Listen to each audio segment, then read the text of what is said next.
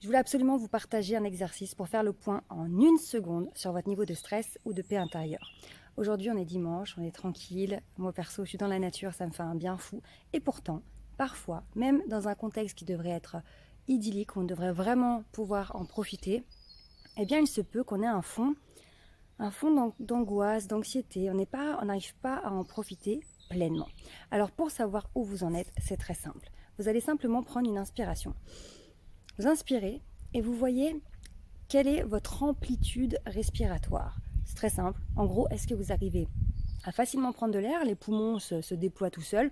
Voilà, si, ça respire, tranquille, vous êtes détendu, ouais, il n'y a pas de souci. Ou alors, quand vous faites ça, à ce moment-là, où vous faites le point, vous inspirez, vous sentez qu'il y a comme quelque chose qui bloque au niveau du sternum, au niveau des côtes, ou même au niveau sous les côtes, au niveau du diaphragme. Et si vous avez du mal à inspirer, ça force un peu, ça coince un peu, il se pourrait que vous soyez un petit peu stressé, un petit peu angoissé, un petit peu énervé peut-être, en tout cas dans un état émotionnel qui est pas confortable. Donc ça, c'est un petit exercice à faire pour faire le point, parce que souvent, ce qui se passe quand on a la tête dans le guidon, on est à fond, la semaine, parfois le week-end aussi, et on ne se rend pas compte qu'on n'est pas détendu. On peut avoir donc cette crispation au niveau du sternum, mais aussi au niveau des mâchoires, au niveau des épaules, ce qui fait qu'on n'est pas totalement détendu, on n'arrive pas bien à en profiter. Alors si vous vous rendez compte que ça coince un peu, eh ben, commencez déjà par respirer, par forcer l'inspiration, même si c'est désagréable, faites-le 3 fois, 5 fois, 10 fois s'il faut, jusqu'à ce que, bam, ça lâche, et que là, ça y est, je me sens mieux. Ouh, ça y est, c'est bon, j'ai lâché. Parce que c'est trop désagréable en fait, et c'est trop dommage, parce que cet état de crispation fait qu'on reste dans un état au niveau du mental qui est, voilà, on est un peu sur le qui-vive, on est sur la défensive, on est fatigué, on n'est pas totalement libéré, relâché, détendu, et donc apte à faire face à toutes les situations qui vont se présenter, que ce soit des situations qui soient un petit peu compliquées, imprévues, ou même quelque chose de bien, de positif qui nous arrive, partager un moment en famille, etc. On n'arrive pas pleinement à en profiter. Donc vraiment, là, je vous invite, en regardant cette vidéo, faites stop si vous voulez, juste inspirez et voyez jusqu'où vous arrivez à respirer, où est-ce que ça bloque tout de suite. Et là, vraiment, on se rend compte que parfois, il y a un décalage entre ce qu'on croit être, disant oui, je suis là, j'en profite, et quand on inspire, ben, on se rend compte que non, en fait, mon corps, il n'est pas du tout relâché. En fait, j'arrive pas à en profiter, je suis pas... Ah ouais, bah non. Donc du coup, on se met à respirer pleinement, on lâche, on peut soupirer aussi. Un indice qui va montrer qu'on est tendu sans s'en apercevoir, c'est quand, pour aucune raison, on se met à soupirer. On soupire comme ça. Pourquoi le corps fait ça? Parce qu'il a besoin de se relâcher. Donc vraiment, apprenez à connecter votre cerveau à votre corps. Parce qu'on a tendance, nous, à séparer l'esprit du corps dans notre société moderne. Et en fait, tout est lié. On le sait que tout est lié. Donc vraiment, ce petit détail va faire que dans des moments où vous devriez pouvoir en profiter pleinement, vous avez l'impression parfois que le temps est passé vite, ou que c'était pas exactement comme vous l'espériez, ou c'était bien, mais bon, sans plus, c'était bof. Bien parfois, c'est parce que notre état émotionnel est pas aligné avec l'instant.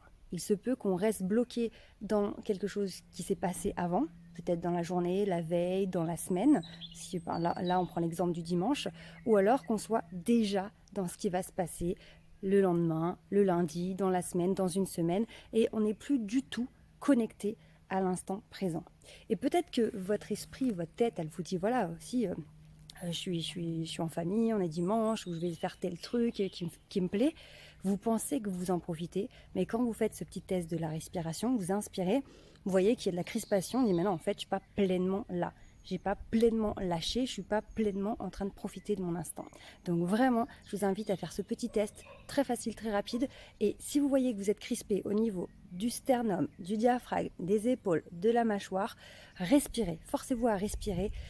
Vraiment forcer un peu le truc pour que ça lâche. Donc peut-être que ça va vous demander 5, 10, 15, 50 respirations, mais au bout d'un moment, ça va lâcher.